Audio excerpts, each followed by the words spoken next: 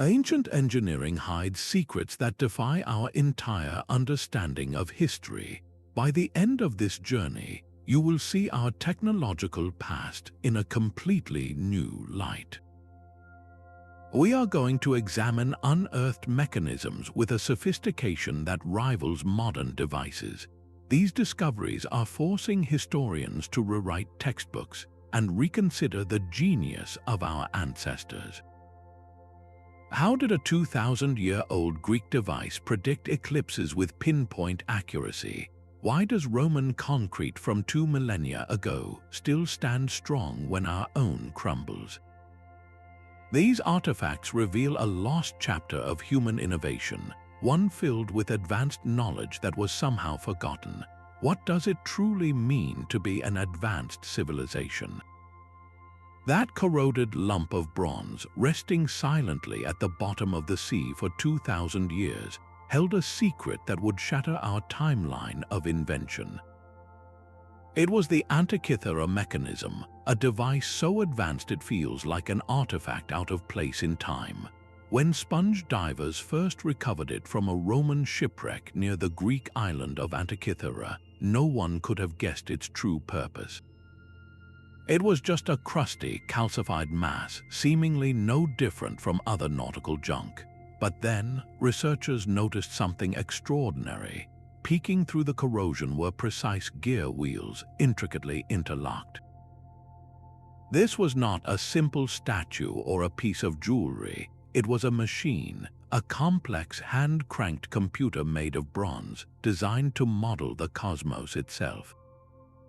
Think of the most sophisticated clock you have ever seen, with its tiny springs and levers. Now imagine that same level of mechanical genius, but crafted in the 2nd century before the Common Era. This device could calculate the positions of the sun, the moon, and the planets. It could predict lunar and solar eclipses years in advance, and it even accounted for the irregular orbit of the moon. It was a portable planetarium, an astronomical calculator of breathtaking ambition. The true shock came when experts like Derek de Solla Price painstakingly reconstructed its internal workings. They found something that should not have been there. Deep within its gear train was a differential gear. This is a component that allows 2 axles to rotate at different speeds, and it is fundamental to modern machinery, from car transmissions to advanced clocks. Yet, every history book told us the differential gear was an invention of the 16th century. Here was undeniable proof that ancient Greek engineers not only understood the principle, but they had masterfully applied it in a device of stunning complexity. How does knowledge this profound simply vanish? How could a civilization capable of building a mechanical universe in a box leave no clear technological descendants for over a millennium? The Antikythera Mechanism stands as a silent, stubborn monument to a lost peak of innovation. It forces a haunting question upon us. What if progress is not a straight, upward line, but a series of peaks and valleys, with entire summits of genius forgotten by history? That same spirit of cosmic calculation did not vanish with the Greeks. Centuries later, in candlelit monastic chambers and bustling Islamic centers of learning, another device turned the heavens into a handheld masterpiece. The medieval astrolabe was a symphony of brass and precision, an instrument of such elegance and utility that to call it a simple star chart is to call a library a pile of books. A typical astrolabe was a compact universe, a disk no larger than your hand, yet it held maps for the sky at multiple latitudes, could tell the time by day or night, and even calculated distances for land surveying. Its core genius lay in a stack of rotating plates called tympans. Each tympan was a custom map of the sky for a specific city or region, a beautiful web of engraved lines representing coordinates like altitude and azimuth. The user would select the correct tympan for their location, then turn an overlying fretwork disc called the rete, which had pointers for the brightest stars. By aligning these components, a scholar could solve complex problems of time and space with a few simple rotations. Think of it as the ultimate analog computer, a beautiful and functional object that made the abstract mathematics of the cosmos tangible. Islamic scholars like al-Biruni did not merely use these tools, they pushed their design to the absolute limits. They created astrolabes with intricate gearwork and projections that could account for the subtle wobble of the moon's orbit or pinpoint the direction of Mecca from anywhere in the known world. This required a profound and practical grasp of spherical trigonometry, a branch of mathematics we often associate with a much later era. The device in a medieval navigator's hand was the product of centuries of accumulated and refined knowledge, a direct challenge to the very idea of a dark age. So the next time you hear about the Middle Ages, do not picture a time of intellectual stagnation.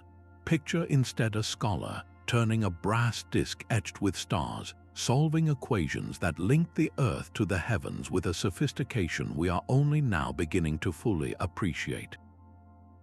But the ancient world's hidden genius was not limited to calculating the cosmos.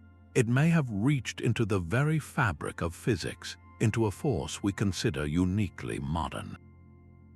In 1936, during a routine excavation near Baghdad, workers unearthed a collection of simple, unassuming objects. They were clay jars, each about the size of a man's fist. Inside each jar was a rolled copper cylinder, and within that cylinder, an iron rod. The entire assembly was sealed at the top with a layer of asphalt, a material that does not conduct electricity.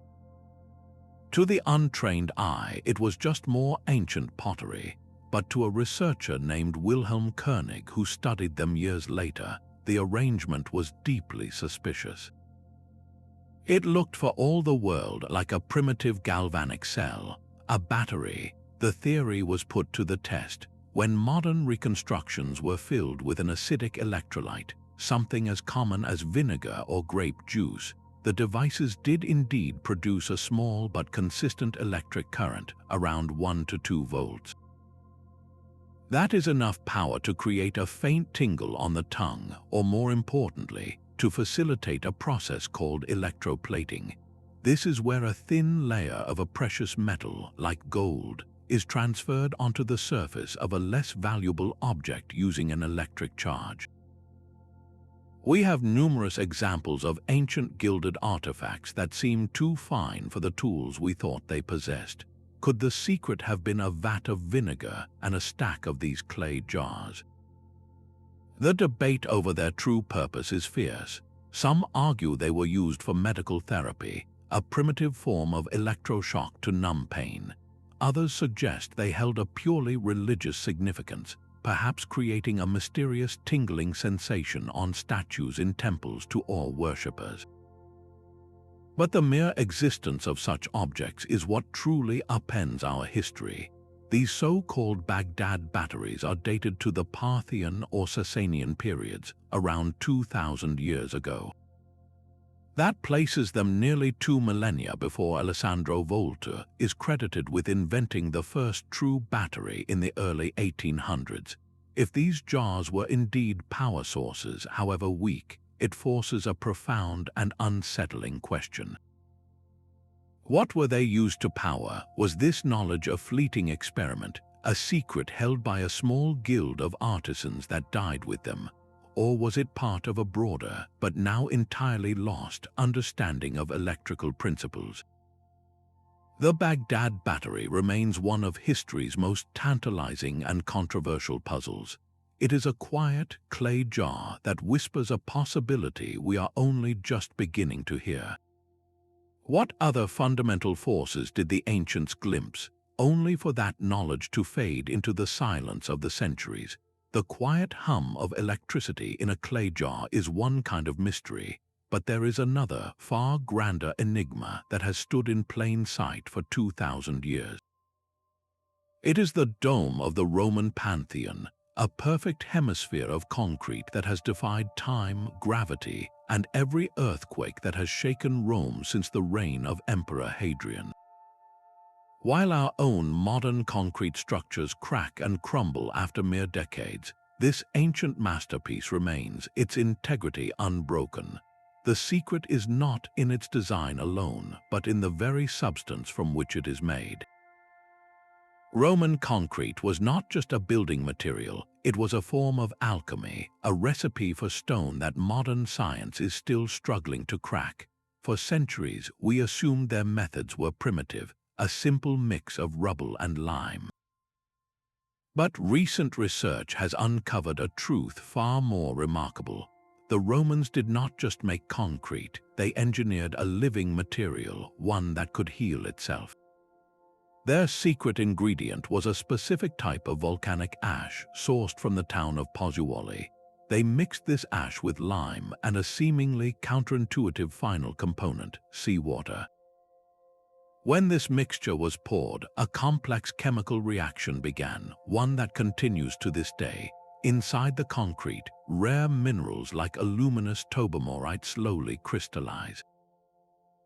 Think of these crystals as microscopic reinforcements, interlocking fibers that actually block the spread of tiny cracks. When water seeps into a fissure, it reacts with the leftover volcanic material, forming new crystals that literally glue the crack shut. The concrete does not just resist damage, it actively repairs itself, growing stronger with the passage of centuries. This was no happy accident. Roman engineers possessed a profound, practical knowledge of chemistry. They specifically sought out the reactive volcanic ash from Pozzuoli because they understood its unique properties, created a superior, water-resistant bond.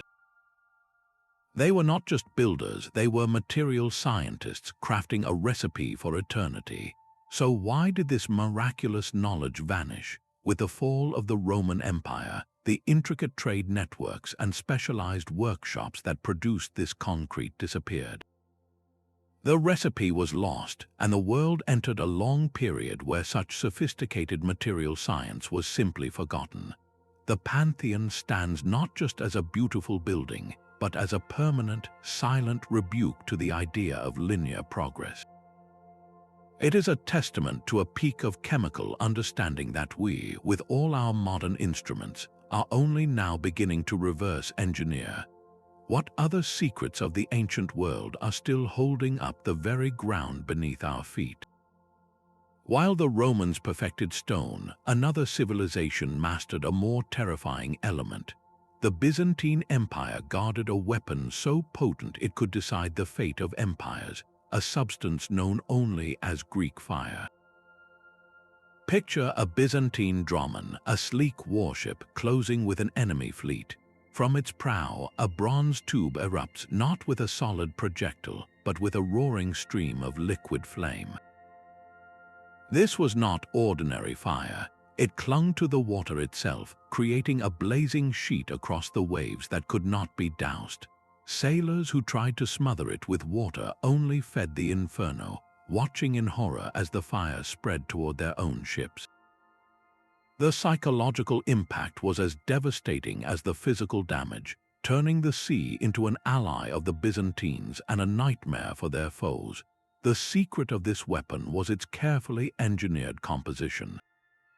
Historical accounts suggest it was a volatile cocktail of crude petroleum, pine resin for adhesion, and other mysterious components. Some scholars point to quicklime, a substance that ignites spontaneously when it contacts water, as a key ingredient. This would explain the terrifying effect of the fire raging even on the ocean's surface. But the true formula was a state secret of unimaginable value, known only to a select few, perhaps even a single family. The delivery system was as advanced as the chemical mixture itself. It was not simply flung in pots. The Byzantines used a complex apparatus involving pressurized bronze tanks and pumps, a true ancient flamethrower that could project the fiery stream over a significant distance. This was not crude warfare, it was chemical engineering applied with brutal precision. The greatest testament to its effectiveness is that the secret was kept so completely. With the eventual fall of Constantinople, the knowledge vanished forever. Modern chemists and historians have tried for centuries to recreate Greek fire, mixing every conceivable combination of ingredients. None have ever matched the precise, water-igniting, unstoppable properties described in ancient texts. We have the descriptions of its terrifying effects, but we have lost the engineering genius that made it possible. This loss forces us to confront a chilling reality. An entire branch of military technology, a pinnacle of chemical weaponry, was erased from human knowledge by the collapse of a single empire. What other defensive or destructive marvels, born from that same deep understanding of the natural world, were lost in the fires of fallen libraries and the silence of dead artisans? The legend of Greek fire is a permanent reminder that some peaks of knowledge once lost may never be climbed again. Yet while Greek fire harnessed the destructive power of chemistry, another ancient civilization was mastering the subtle art of prediction, turning the Earth's unseen tremors into a visible and urgent warning. In the year 132, within the Han dynasty's imperial court, a brilliant scholar named Zhang Heng unveiled a device that seemed to border on magic. It was a magnificent bronze urn encircled with 8 dragon heads, each holding a bronze ball in its jaws. Below each dragon sat a corresponding bronze toad, its mouth wide open in anticipation. The court officials surely saw it as a beautiful sculpture, an ornate curiosity. Then, one day, with no local shaking to be felt, a single ball suddenly clattered from a dragon's mouth directly into the toad beneath. The device had spoken. According to the records, it indicated an earthquake occurring far to the west. Days later, a messenger arrived from a region over 400 miles away, confirming a major quake had struck at the exact moment the dragon released its ball. This was not magic, it was precision engineering. The seismoscope had detected vibrations so faint they were imperceptible to human senses, a feat that seems to belong to the 20th century, not the second. For generations, the secret of its internal mechanism was a complete mystery lost to time. How could a bronze vessel from antiquity sense a distant earthquake with such targeted accuracy? Modern engineers and historians have proposed a fascinating solution. They believe the heart of the device was an inverted pendulum, a heavy mass suspended upside down from a flexible pivot. When specific seismic waves, the ones that travel long distances through the Earth, reached the instrument, they would cause this pendulum to sway. Its motion would then trigger a delicate release mechanism inside one of the dragons, allowing only a single ball to drop and point toward the quake's origin. This means Zhang Heng and his contemporaries possessed an intuitive, yet profound, grasp of wave propagation and mechanical sensitivity. They understood that different directions of shaking could be isolated and identified. They engineered a system of levers and latches of such exquisite delicacy that it responded only to the particular frequencies of a distant tremor, ignoring the clutter of local vibrations. This level of geophysical insight is staggering. It forces us to abandon the idea that precise earthquake monitoring is a purely modern invention. Here was a device built 1,800 years ago that performed a function we thought belonged to our own era. What other profound understandings of the natural world were encoded in the bronze and stone of ancient workshops, their principles so advanced that we are still working to decode them today? The steady rhythm of a pendulum is a sound we now take for granted, but in the 14th century, its first mechanical beat marked a revolution in human consciousness. Across the town squares of Europe, a new kind of giant began to rise, not of stone and faith, but of iron and precision. These were the first great mechanical clocks, their faces looking down on citizens who had previously measured their days by the sun's arc or the monastery's bell. Now time itself was being carved into equal, measurable units by a symphony of whirring gears and falling weights. The Salisbury Cathedral clock, installed around the year 1386, is a quiet survivor from this era. Its massive iron frame and robust gears have been counting the hours for over 6 centuries, a testament to the medieval engineers who built not for years but for ages. At the heart of this mechanical marvel was a component of genius simplicity, the verge escapement. This clever device acted as the clock's soul, regulating the unwinding of a heavy weight. It allowed the stored energy to escape in tiny, controlled increments, transforming a simple fall into a steady, predictable tick-tock. This was the birth of truly autonomous timekeeping, a machine that could govern itself without constant human intervention. The complexity did not stop there. To translate the slow descent of a weight into the swift turn of hands marking minutes and hours, these clocks employed intricate gear trains. The designers had to master precise mathematical ratios, calculating exactly how many teeth on one gear would turn another to achieve the correct speed. This was applied mathematics on a grand public scale, a direct precursor to the machinery that would later power entire factories. So what sparked this sudden leap in mechanical ambition? It was a convergence of needs, from monasteries structuring their prayer cycles to growing towns coordinating commerce. This was not a rediscovery of a lost Greek technology, but something new, a distinctly medieval innovation that married theoretical knowledge with blacksmithing skill.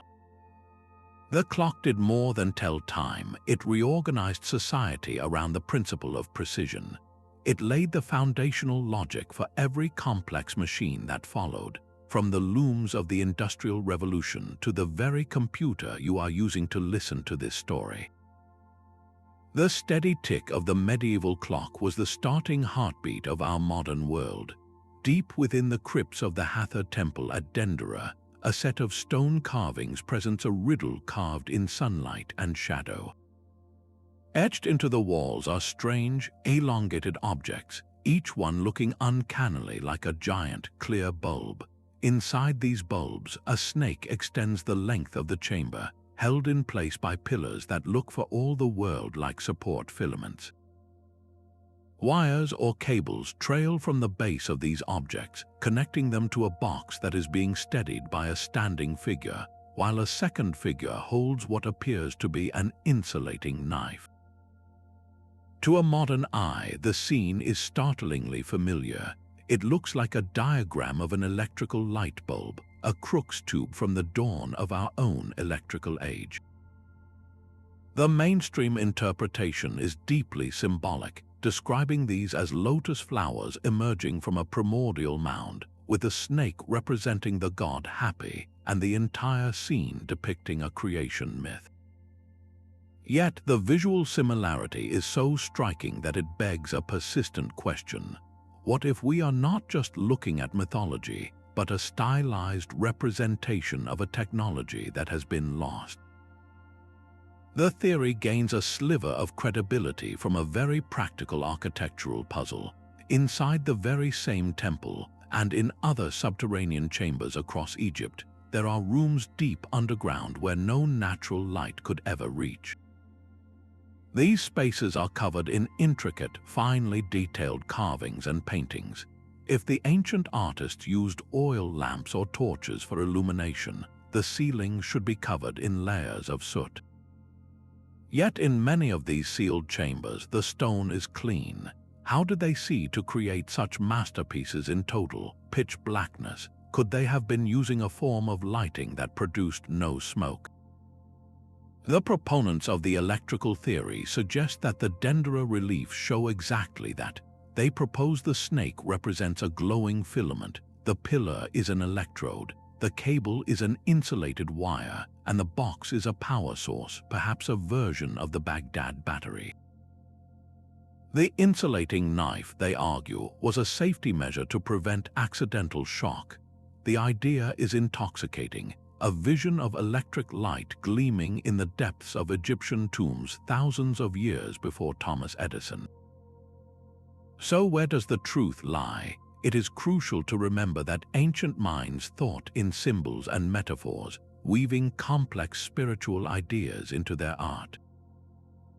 The lotus and the snake are foundational elements of Egyptian iconography, representing life, fertility, and cosmic order. To see them as literal technical components requires a significant leap. Yet the clean ceilings of the underground chambers remain an unresolved practical mystery. Perhaps the answer is not a choice between pure symbol or pure technology, but something in between. What if the carvings are a spiritual representation inspired by a real, but entirely different natural phenomenon? Some researchers have suggested they depict a ritual involving the generation of light using piezoelectricity from quartz crystals, or even a form of ancient geomancy. The true power of the Dendera reliefs is not that they provide a definitive answer, but that they force a profound question. They challenge our certainty about the boundaries of ancient knowledge. They remind us that our ancestors saw the world through a different lens, one that wove the practical and the spiritual into a single, seamless tapestry. Whether the Dendera Light was a divine symbol, a lost invention, or something else entirely, it stands as a permanent invitation to look deeper, to question our assumptions, and to wonder what other brilliant sparks of genius we have mistakenly dismissed as mere myth.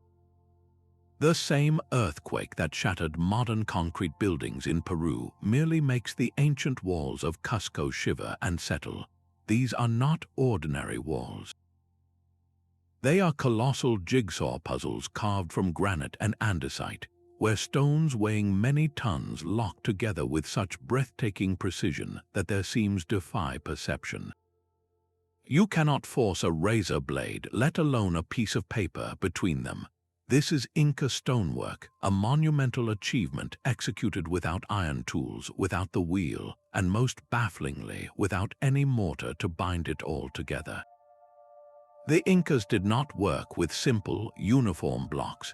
They mastered the use of irregular polygonal stones, each one a unique, multifaceted shape that had to fit perfectly with every one of its neighbors on all sides. The process seems impossible. How do you carve a 12-sided stone so that it mates flawlessly with the 11 stones surrounding it? The surfaces themselves hold a clue. Many of the facing stones are not flat but slightly convex. This subtle bulge creates a powerful interlocking effect, allowing the entire wall to flex and shift during an earthquake. When the ground shakes, the stones in an Inca wall do not crack apart. They dance, rocking and settling back into place as the tremors subside. Modern engineers call this a seismic construction, and we are only now fully appreciating its genius. The methods used to achieve these perfect fits remain one of history's great enigmas. The official narrative says they used harder stones to pound and grind the blocks into shape, a process of relentless pecking that would have required unimaginable labor and time. Yet the surfaces sometimes have a smooth, almost fluid quality, as if the stone was softened or molded into place. This has led to persistent, if controversial, theories about the Incas possessing a lost plant-based chemical treatment, a secret compound that could temporarily soften granite to a clay-like consistency, allowing artisans to shape and fit it before it hardened back into immutable stone. Whether through superhuman patience or a forgotten alchemy, the result is undeniable. While modern buildings in the Andes require constant repair, these ancient walls have withstood centuries of violent seismic activity. They are a permanent lesson in humility, built by a civilization that understood the land's tremors not as a force to resist but to accommodate. What profound insight into the very nature of stone and earth did these master builders possess? an insight that our own engineering formulas have somehow overlooked.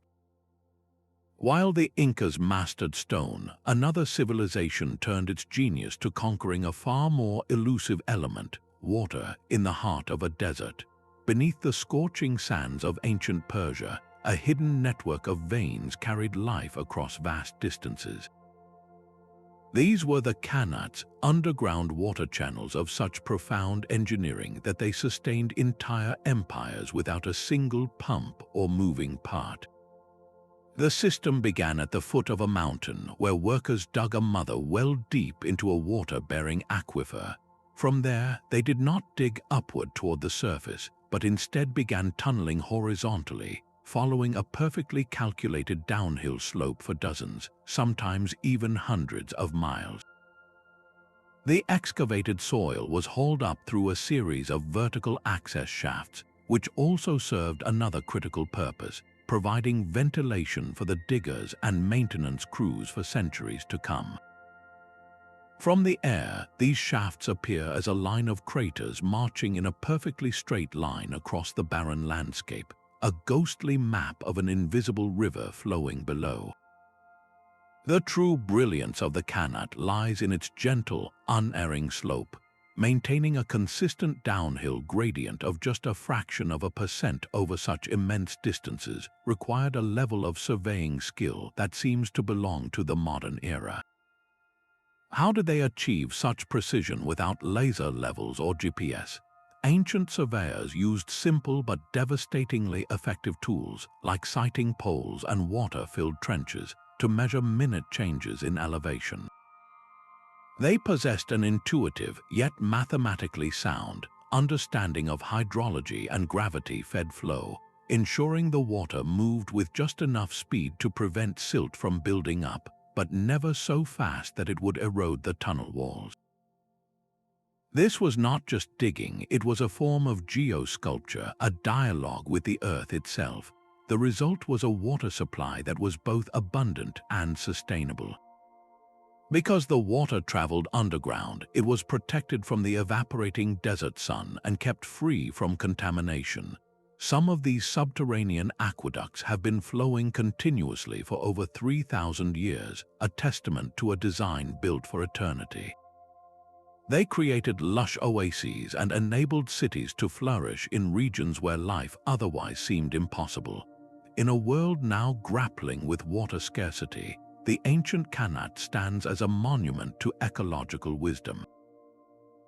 It represents a harmony between human need and environmental limits, a system that worked with the land rather than battling against it.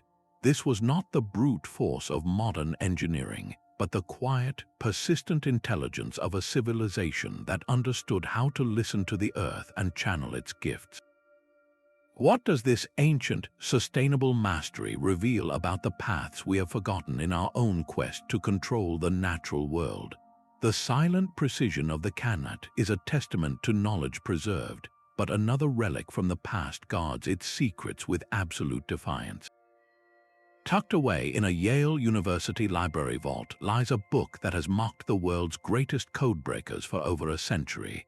The Voynich Manuscript is a small, unassuming volume from the 15th century, filled with pages of a flowing, elegant script that no one can read. Its alphabet is entirely unique, a sophisticated cipher of unknown letters and curious characters that form words and sentences with a statistical structure akin to real language, yet it remains utterly impenetrable. Alongside this undecipherable text are illustrations that deepen the mystery. There are pages of plants that do not grow on this earth, with bulbous roots and leaves in impossible configurations. Astronomical charts show unfamiliar constellations and celestial mechanisms that bear no relation to known medieval cosmology. Most haunting are the sections depicting dozens of naked women, some crowned, bathing in or connected by flowing tubes and channels to a strange, green, fluid-like substance. For centuries, this book has been a black hole for cryptographers. World War II codebreakers who cracked enemy ciphers, modern supercomputers running complex algorithms, and amateur sleuths by the thousands have all tried and failed to find a key. The text resists every form of analysis, its patterns just coherent enough to feel like language, yet always slipping away from meaning. This relentless failure has fueled a compelling theory. What if the Voynich Manuscript is not a hoax, but a deeply encoded repository of dangerous knowledge? The bathing women could be illustrating a biological or alchemical process, with the tubes representing a form of proto-engineering for distilling elixirs or manipulating vital energies. The unidentifiable plants might be diagrams for herbal compounds with potent properties, their true identities hidden to protect the formula. The celestial charts may not be maps of the sky, but schematics for devices or cosmological models that challenge the religious orthodoxy of the time. The very sophistication of its cipher points to an author of immense learning, someone who needed to preserve ideas that were too radical, too heretical, or too powerful to be written plainly. Recent computerized analysis has only deepened the enigma. Studies of the plant illustrations reveal they are not simple fantasies. They follow complex, repeating morphological patterns that suggest a systematic, if utterly alien, classification. The structure of the text itself possesses a linguistic rhythm found in genuine manuscripts, implying it was written to convey real information, not just to deceive. This is not the work of a casual forger. It is the work of a mind or a group that possessed a system of knowledge entirely outside our historical records. The Voynich Manuscript stands as the ultimate symbol of lost history. It is a locked door in the hallway of time, and we can only guess at what lies behind it. Is it a manual for forgotten technologies, an alchemist's encrypted recipe book, or the last surviving record of a suppressed scientific tradition? Its very existence whispers that some chapters of our past are written in a language we have not yet learned to see. High above the cobblestone streets, medieval cathedrals pierced the sky with a stone skeleton of breathtaking audacity. These were not just places of worship, but the ultimate expression of an architectural revolution, where weight and force were tamed by pure geometry. The secret to their impossible height lay in the elegant dance of two key innovations. First, the ribbed vault, a web of arched stone ribs that channeled the immense weight of the roof along precise, predetermined paths. Then came the flying buttress, those magnificent stone arms that leapfrogged from the outer walls to meet the vaults at their critical stress points. This external skeleton caught the outward thrust of the roof, a force that would have shattered conventional walls, and redirected it safely into the ground. It was a complete separation of structure and skin, allowing the walls between these stone supports to be replaced with vast, shimmering panels of stained glass that transformed sunlight into divine narrative. The master builders who conceived these structures operated without formal blueprints or the mathematical formulas we rely on today. Theirs was a knowledge carved in stone, passed down through guilds, and honed by a profound, intuitive grasp of physics. They understood load-bearing mechanics and stress distribution through practical experience and geometric proportioning, using simple tools and ratios to create forms of perfect stability. Consider the logistics of such a project, an endeavor spanning generations. Complex pulley systems powered by human or animal treadwheels hoisted massive blocks of stone to dizzying heights. Intricate wooden scaffolding, itself a marvel of temporary engineering, enveloped the growing structure, allowing artisans to work on delicate tracery hundreds of feet in the air. They were not just building upwards, they were solving a continuous, three-dimensional puzzle of forces and materials. Cathedrals like Shatter's and Notre Dame stand today not because they were immune to damage, but because their very design incorporates a remarkable resilience. Their stone skeletons can flex and sway slightly under wind loads or minor tremors, absorbing energy that would crumble a more rigid structure. This intuitive understanding of structural dynamics allowed them to withstand centuries of storms and, in some cases, even the violent impacts of war. So what does this say about the so-called Dark Ages? The term itself shatters against these towering testaments of light and stone. This was not an era of stagnation, but a flowering of engineering genius that would not be surpassed in scale or elegance until the Age of Steel. These sacred spaces are a permanent lesson in the power of intuitive knowledge, a reminder that the deepest understanding of our world can be built one perfect stone at a time, long before the equations to explain it are ever written. While Europe's cathedrals rose skyward, a different kind of genius was at work in the Library of Alexandria, where steam hissed and a bronze sphere spun with a promise that would go unfulfilled for 17 centuries. This was the Aeolipile, crafted by the engineer Hero in the 1st century. It was a deceptively simple device, a hollow metal ball mounted on a pair of tubes that fed steam from a boiling kettle below.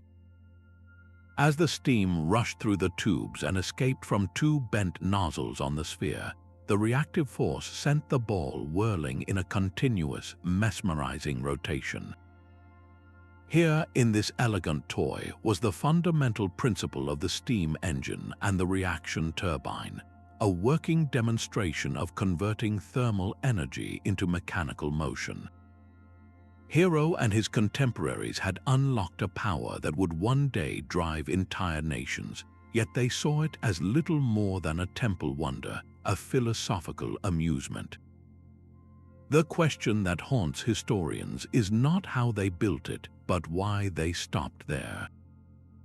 With all the mechanical brilliance evident in complex gearwork and automated temple doors, why was this revolutionary power source never harnessed to pump water, grind grain, or propel a vehicle? One compelling theory points to the economic structure of the ancient world, built upon the abundant and cheap labor provided by slavery. When human muscle is the most cost-effective engine, there is little financial incentive to invest in developing complex steam-powered machinery. The initial cost and technical challenges would have seemed insurmountable when a few more slaves could always be purchased to do the work. Another possibility lies in the cultural mindset. Greek science often prized intellectual understanding and theatrical demonstration over practical, widespread application. Knowledge was for the enlightened few, for proving philosophical principles about the nature of air and motion, not for transforming the daily lives of the masses. The Aeolipile was a brilliant answer to a question nobody had thought to ask in practical terms. Its existence shatters the comforting illusion that technology progresses in a straight line. It stands as stark evidence that a society can possess a revolutionary idea, hold it right in its hands, and yet lack the social, economic, or cultural conditions to recognize its world-changing potential. How many other seeds of invention, just as potent, were left to wither in the scrolls of antiquity, their potential forever lost because the world was not ready to see them? Hidden beneath the jungle canopy, the ancient city of Tikal faced a problem that challenges modern megacities to this day. In a landscape defined by seasonal downpours and long dry spells, securing a year-round supply of clean drinking water was a matter of survival. For decades, archaeologists studying the great reservoirs of Tikal assumed they were simple holding tanks, stagnant ponds where water was stored, not treated. That assumption was shattered when researchers took a closer look at the sediment layers. They found something astonishingly deliberate. The Maya had not just stored water, they had engineered a purification system of breathtaking sophistication, using materials that form the bedrock of our own modern filtration technology. The key was a layered bed at the bottom of their corbelled reservoirs. They began with coarse gravel, then added a layer of finely ground crystalline quartz, which acts as a powerful physical filter, trapping sediment and larger impurities. But the masterstroke was the final layer, a mineral called zeolite. This is not a common stone. It is a complex crystalline aluminosilicate with a unique porous honeycomb structure. On a microscopic level, it acts like a powerful magnet for contaminants. Its surface carries a negative charge, which attracts and traps positively charged ions, pulling heavy metals like mercury and lead, as well as dangerous microorganisms, right out of the water. This process, called ion exchange, is the exact same principle used in the most advanced water filters you can buy today. The stunning fact is that modern science did not formally document the purification properties of zeolite until the early 20th century. The Maya, however, were quarrying it, grinding it, and incorporating it into a precise multi-stage filtration system over 1,000 years earlier. This was no happy accident. The nearest source for this specific type of zeolite is many miles from Tikal, indicating a deliberate, organized effort to transport tons of this special material. They knew exactly what they were doing. They understood that this particular mineral made water safer to drink, that it cleared up cloudiness and eliminated foul tastes and illnesses. How did they first discover this? Was it through generations of observation, noting that water collected from certain rocky outcrops stayed fresher longer? Did they possess an empirical, trial and error knowledge of chemistry that we are only now uncovering? This discovery completely upends the image of ancient cities as unsanitary places. It reveals a profound, practical understanding of environmental management and public health. The Maya were not just astronomers and architects, they were civil engineers who solved one of humanity's most persistent challenges with a quiet, brilliant elegance that would not be matched for centuries. What other solutions to modern problems are still buried, waiting in the earth, holding the quiet wisdom of a forgotten world? The Maya mastery of water finds a strange and silent echo far to the south, etched not in reservoirs but directly into the skin of the earth. From the ground, the Nazca Desert is a vast, monotonous plain of dark, sun-baked stones, but from the sky, this emptiness transforms into a colossal gallery of art and geometry. Gigantic spiders, hummingbirds with wings outstretched, and perfect spiraling monkeys cover the plateau, their lines so immense that a single figure can span the length of several modern runways. The precision is what defies belief. A straight line carved here will run for 10, 15, even 20 miles without a single waver, a feat that would challenge a surveyor with a laser theodolite. How do you keep a line perfectly straight across such a vast, undulating terrain when you are standing on the line itself, unable to see the whole? The creators, the Nazca people, accomplished this over 2,000 years ago by a seemingly simple method. They meticulously removed the top layer of dark, iron oxide-coated pebbles, exposing the lighter, sandy soil beneath. This created a stark contrast visible from a great height. But the process of designing these figures at such a scale remains one of the world's great archaeological puzzles. Some researchers propose they used a system of ropes and stakes, scaling up small models using a grid system transferred to the desert floor. They could have established long, straight guidelines by sighting between a series of aligned stakes, a technique within the reach of a determined and patient society. Yet, the sheer consistency over such immense distances suggests something more. The geometric shapes, the trapezoids and triangles, possess angles of such crisp perfection that they hint at a sophisticated knowledge of principles we associate with formal geometry. Other theories point to the heavens, suggesting key lines were aligned with celestial bodies or solstice points, using the predictable motion of the stars as a cosmic ruler.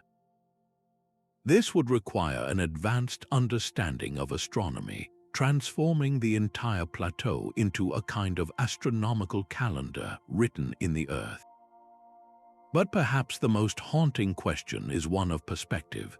How did the artists know their work was correct? They could never see the full, magnificent scale of their creation.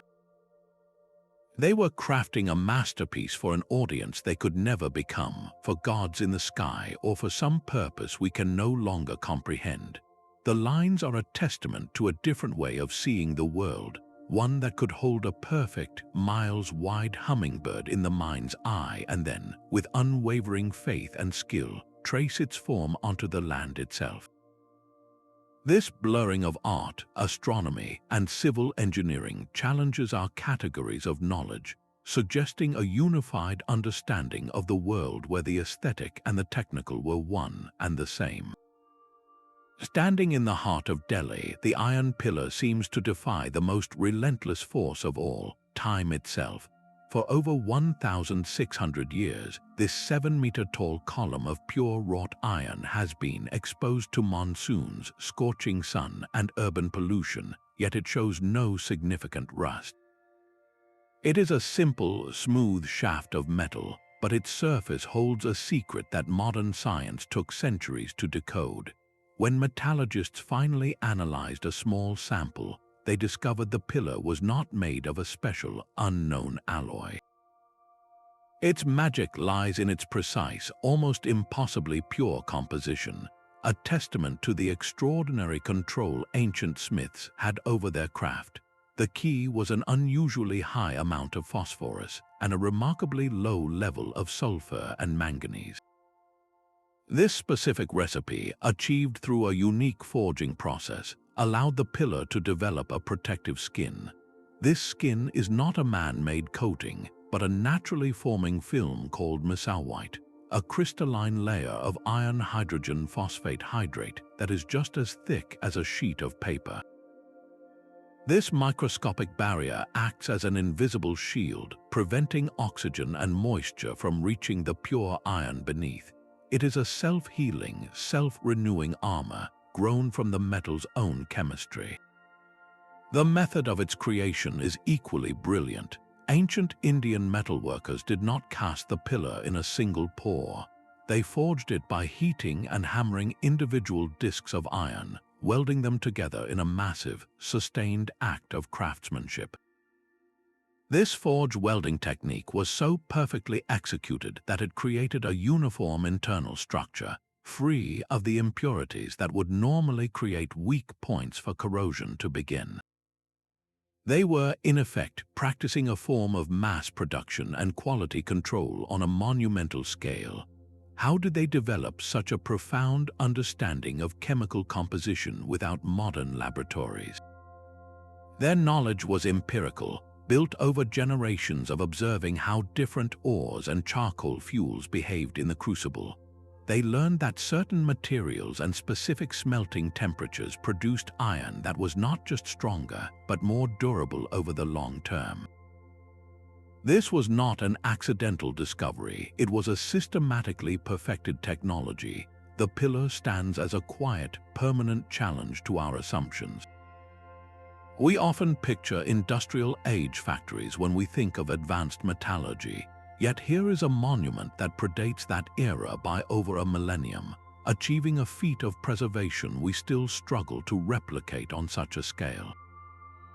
What other formulas for longevity, encoded in metal and stone, did ancient masters perfect, their secrets still waiting just beneath the patina of centuries? While the iron pillar in Delhi stood as a silent monument to metallurgical perfection, a very different kind of genius was animating the courts of 9th century Baghdad with sound and motion. Here, in the heart of the Islamic Golden Age, three brothers known as the Banu were not just building machines, they were building life into brass and copper. Their workshop produced wonders that seemed to breathe, a flute player whose mechanical fingers moved over holes with uncanny precision, driven by the steady force of water or steam. This was not a singular curiosity, but part of a grand collection of over 100 devices meticulously detailed in their book of ingenious devices. This volume was more than a catalogue. It was a manifesto of mechanical possibility, describing automatic fountains, water-powered organs that played themselves, and intricate moving sculptures designed to astonish and delight visiting dignitaries. The true revolution, however, lay hidden within the machinery's heart. These automata did not perform a single, rigid action. They could be programmed. By setting a series of pins on a rotating cylinder or adjusting a complex arrangement of levers and ropes, the operators could dictate a sequence of operations. A single machine could pour a drink, play a series of notes, and then bow, all without further human intervention. This was achieved through a symphony of technical innovations that would not become common in Europe until the Industrial Revolution. They pioneered the use of conical valves for precise fluid control, designed intricate gear trains for changing speeds, and created intermittent mechanisms that could start and stop motions in a timed rhythm. These were the fundamental components of automation, the very logic that would one day run textile looms and factory assembly lines. What fueled this extraordinary burst of mechanical creativity?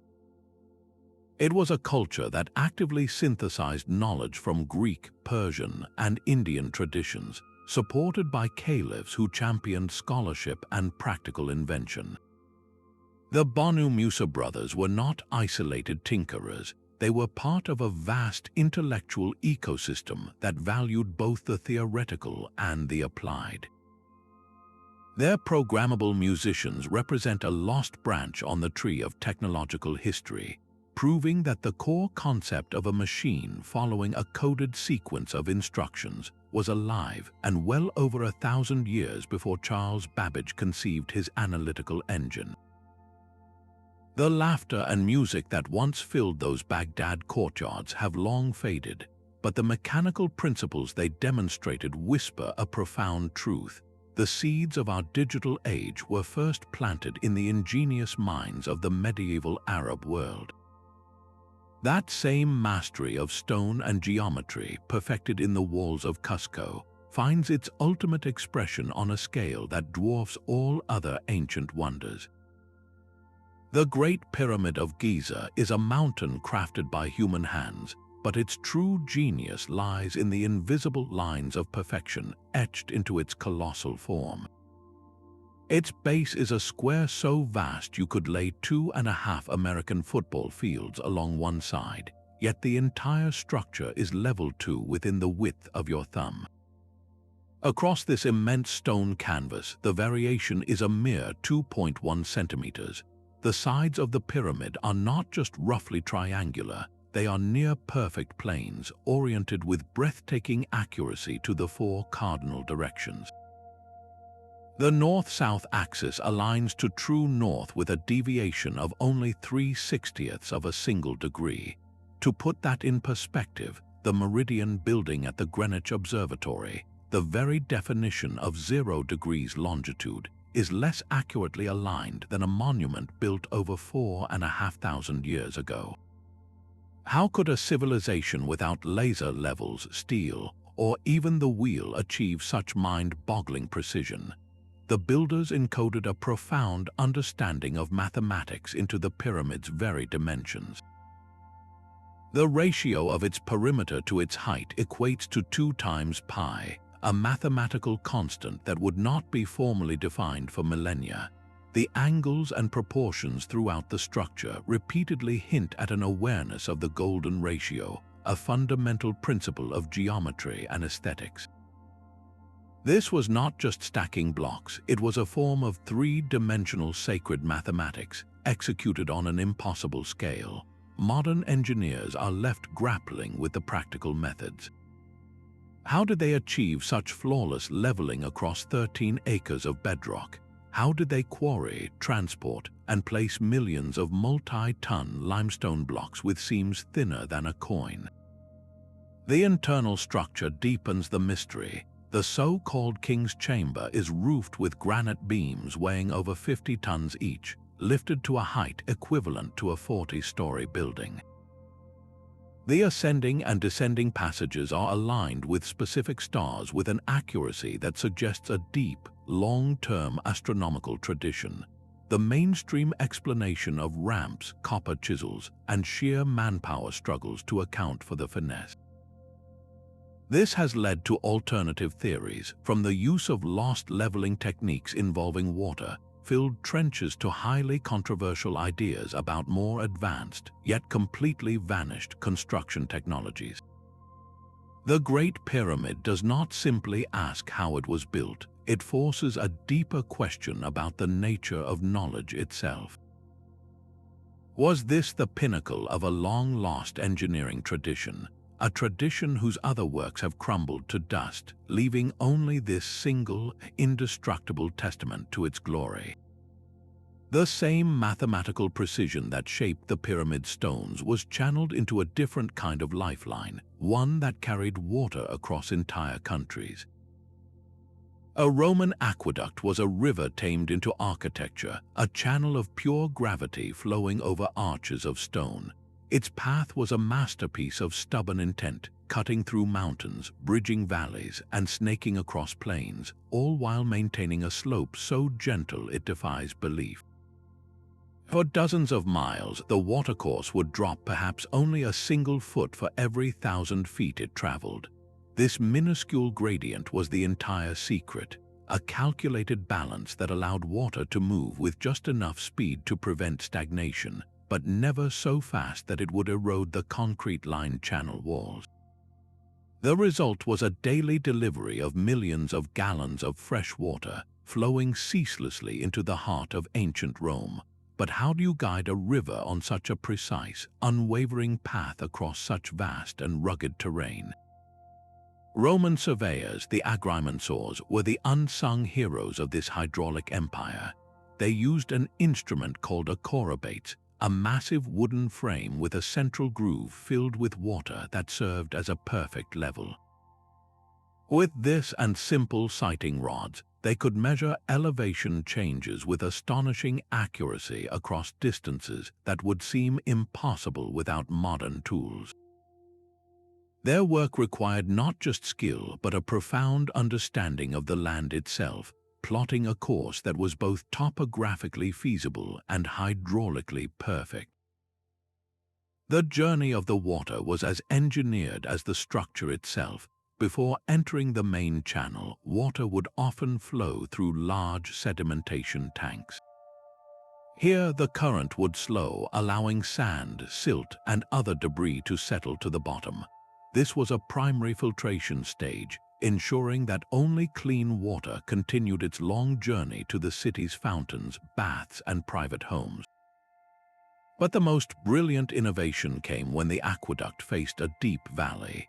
Instead of building a colossal, mile-high bridge, the Romans employed a principle that seems to defy common sense: the inverted siphon. They would run a sealed pipe, often made of lead, down one side of the valley across the bottom, and then back up the other side. The water, forced down under immense pressure, would then push itself up the far side, often rising to a height nearly equal to its starting point. This was not magic, it was a practical application of fluid dynamics, using the weight and pressure of the water column itself to overcome topographic obstacles. The entire system was a symphony of controlled pressure, managed flow, and relentless gravity. It enabled Roman cities to support populations of over 1 million people, a level of urban density that would not be seen again in Europe until the Industrial Revolution.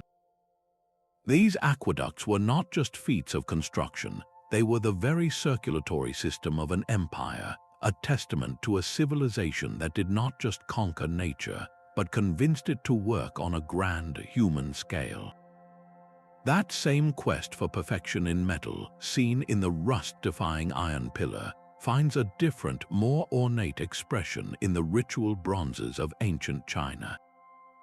Deep within the tombs of Shang and Zhou dynasty rulers, archaeologists have unearthed vessels of such breathtaking complexity that they seem to defy their own material. These are not simple pots or cauldrons. They are intricate worlds cast in bronze, covered in spiraling dragons, stylized thunder patterns, and mythical creatures known as tauti. The surfaces are a masterclass of texture and precision, with patterns so fine and lines so sharp they look as if they were carved directly into the metal by a divine hand. The secret to their creation was a casting method so advanced that modern artisans, with all our technology, still study these ancient objects with a sense of awe.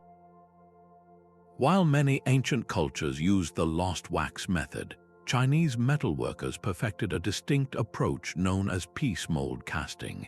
Instead of crafting a single wax model to be melted away, they would first create a precise clay model of the entire vessel. This model was then carefully sectioned off, and each section was used to create individual fire-resistant clay molds.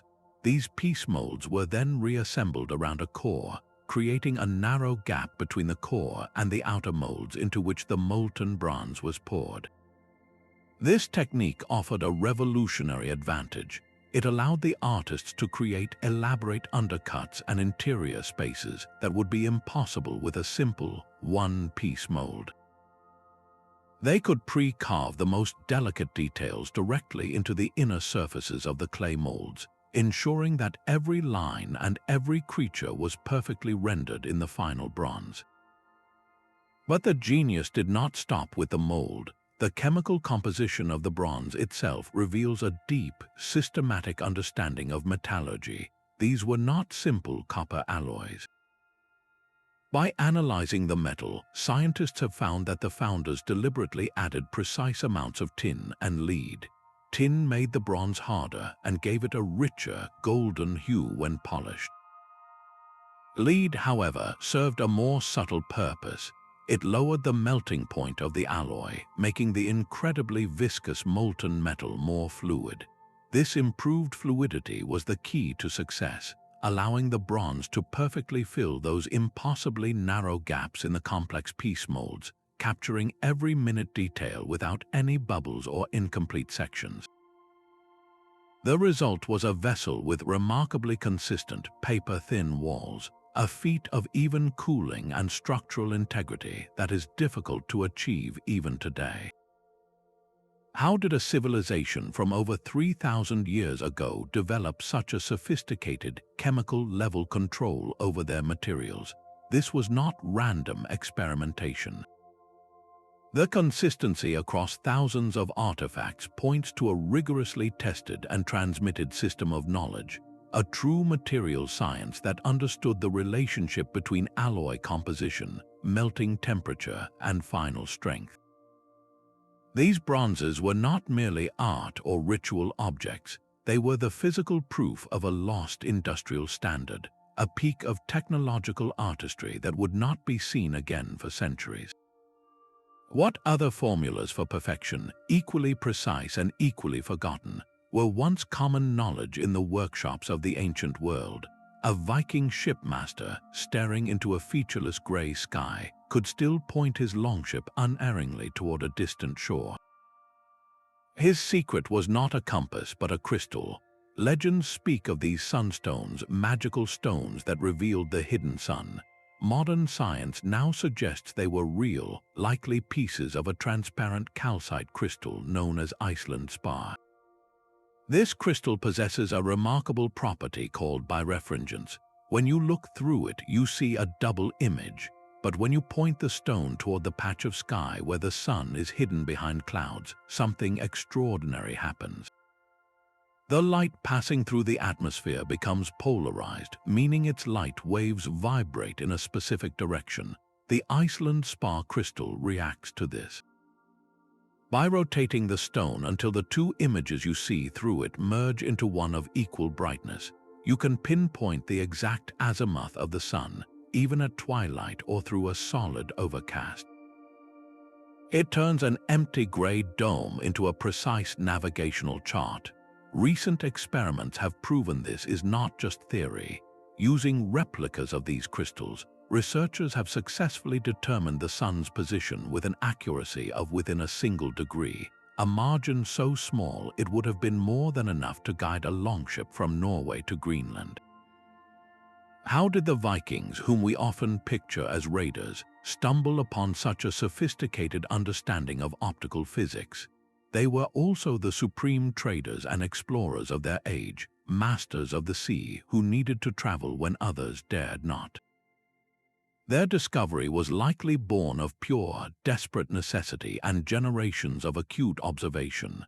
They would have noticed that certain clear crystals found in their own lands behaved strangely in specific kinds of light.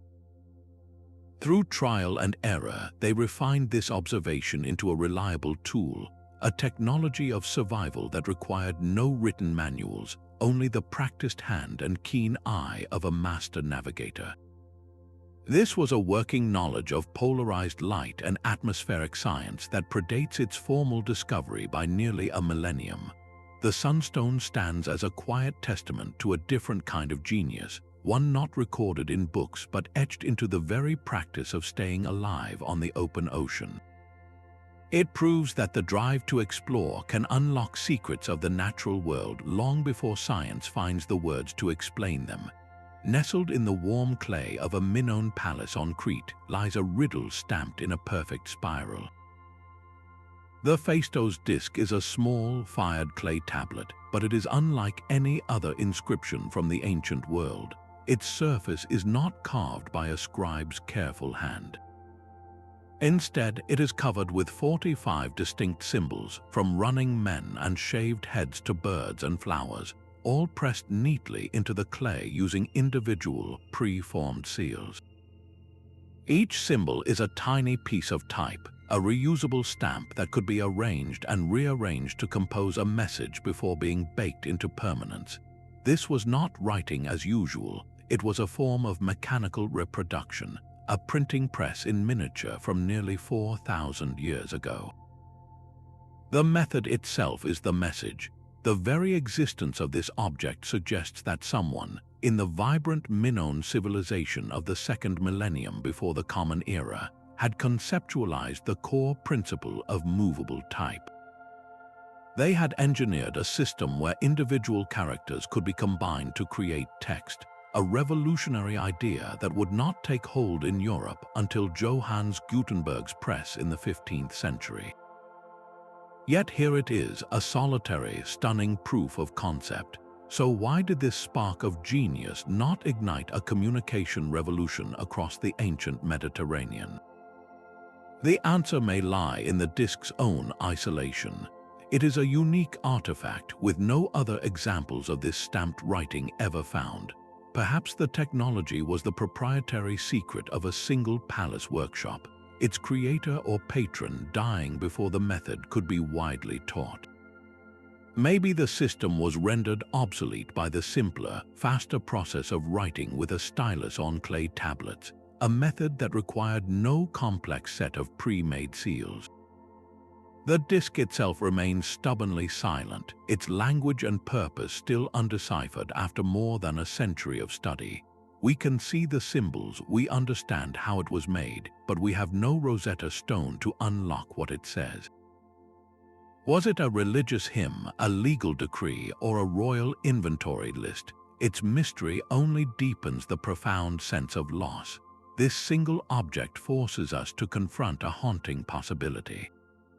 If one civilization could develop such an advanced administrative tool, what other systems for organizing knowledge, for literature or law, were invented and then vanished without a single surviving example? The Phaistos Disc is a fossil of a technological path not taken, a quiet reminder that an idea, no matter how brilliant, can be as fragile as the clay that preserves it.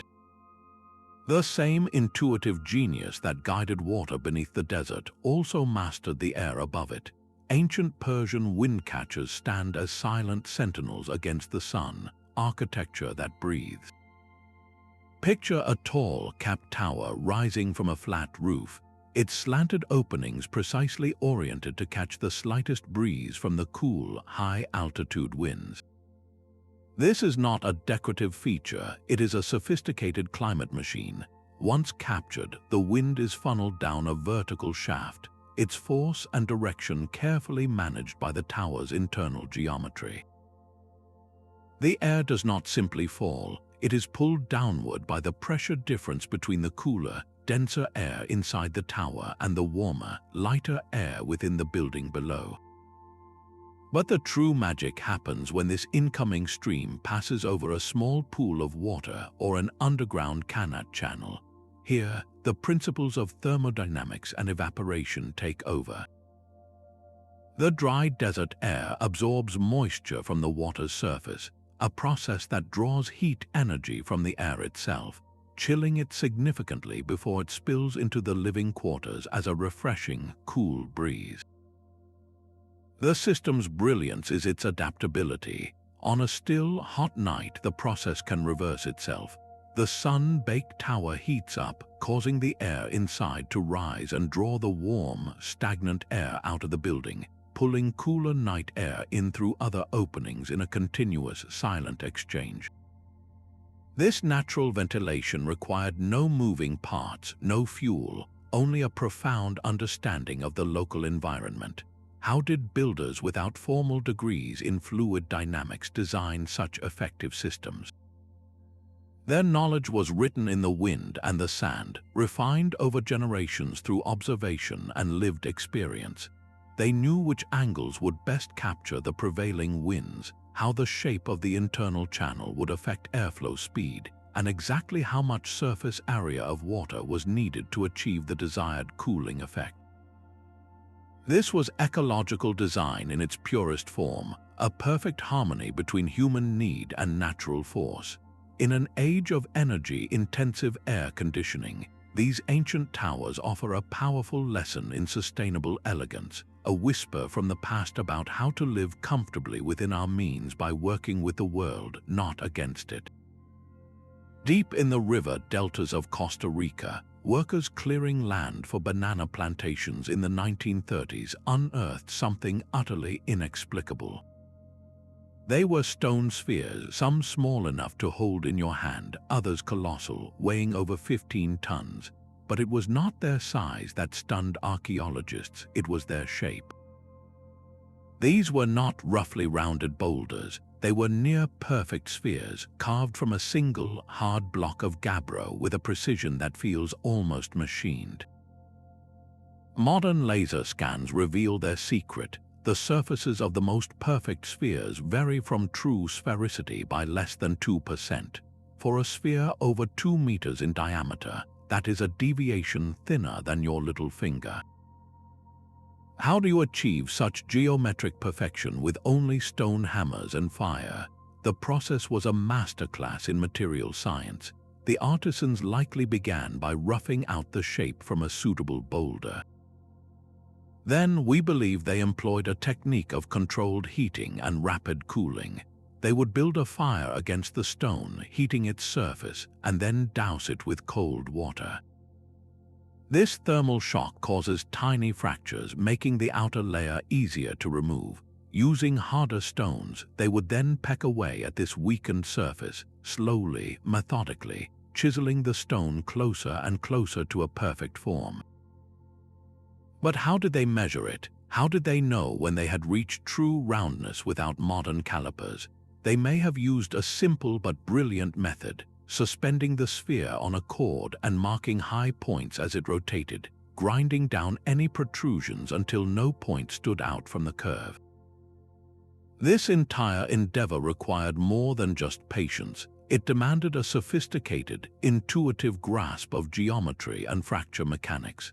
The greatest mystery, however, is not how they were made, but why. These spheres were found scattered across the landscape, some in groups, others in apparent alignments. Were they astronomical markers, a physical calendar mapping the stars or solstices? Were they symbols of power, territorial markers for ancient chiefs? Or did they hold a deeper cosmological meaning, representing celestial bodies or the very ideal of perfection in a chaotic world? We may never know their true purpose, as the creators left no written records, and the spheres were often moved from their original positions by later settlers. Their silent, perfect forms are a permanent challenge to our timeline. They stand as proof that a society we often relegate to simple tribal structures possessed a specialized, refined knowledge of stone and form, a quiet genius for turning mountain rock into flawless geometry. What other expressions of this knowledge have vanished, leaving only these silent stone planets as their only testament? Our journey ends not with an answer, but with a profound shift in perspective. These unearthed mechanisms, from the celestial computer of the Greeks to the self-healing stone of the Romans, are not merely curiosities, they are evidence. They stand as permanent monuments to a forgotten truth, that the history of technology is not a straight, upward line from primitive to advanced. It is a landscape of towering peaks and deep valleys, where entire summits of genius can be lost to the silence of the centuries. The Antikythera Mechanism with its differential gears, the Baghdad Battery's quiet hum of electricity, the Maya zeolite filters purifying water, each one of these discoveries shatters the comfortable narrative of simple, continuous improvement. They reveal a past far more inventive, far more sophisticated than our history books have long allowed. The lesson here is one of profound humility. We must learn to read history not through the lens of our own assumptions, but through the stubborn, physical evidence left behind. Every time we unearth an object that should not exist according to our timeline, we are handed a key, a chance to unlock a lost chapter of human potential. The next great discovery, waiting in the earth or at the bottom of the sea, might not just add a footnote to our story. It COULD Chinese letter the entire book. So I leave you with this question: which of these ancient marvels reshapes your view of the past most dramatically? Was it the cosmic calculator, the self-repairing concrete, or the programmable machines of Baghdad? Share your thoughts below and join us as we continue to uncover history's deepest secrets.